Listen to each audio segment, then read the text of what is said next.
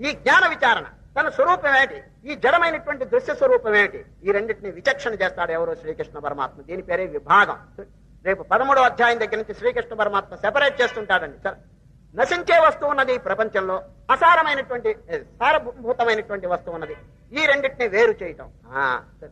ఇప్పుడు చూడండి, ఒక పక్షి ఉందండి. ఒక పక్షి, ఆ పక్షి యొక్క ముక్కులో ఎంత శక్తి పెట్టాడంటే దేవుడు గారు, ఏమండి, పాలు నీళ్లు కలిసినటువంటిది దాని దగ్గర పెట్టండి.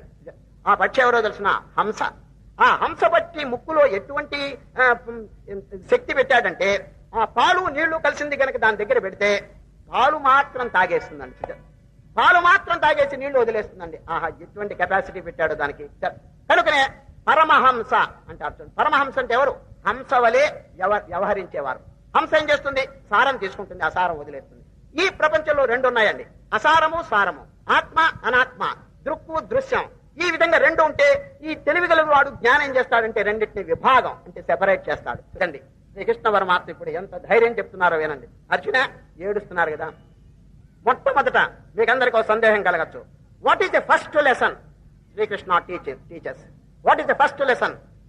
ఎవరైనా ఫస్ట్ లెసన్ ఎట్లా ఉంటుందో తెలిసిన చెప్పేది బెస్ట్ లెసన్ గా ఉంటుందండి.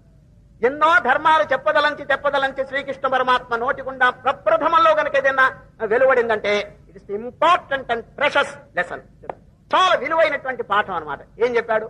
కర్మయోగం చెప్పలేదు, భక్తి యోగం చెప్పలేదు, రాజయోగం చెప్పలేదు, జ్ఞానయోగం చెప్పలేదు. ఏం చెప్పాడు తెలిసిన? నోరు తెరవంగానే ధైర్యం, నిర్భయత్వం. ధైర్యం చెప్పాడు. క్లైబ్యం మాస్మగమఃపార్థ నైతత్వయుపపద్యతే క్షుద్రం హృదయ దౌర్బల్యం త్యక్తోతిష్ఠ పరంతప. అర్జున గెటప్ అన్నాడండి.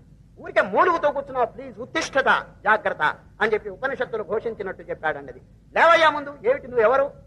కేవలం అందరికీ ఆదర్శంగా ఉండవలసినటువంటి నీవు ఈ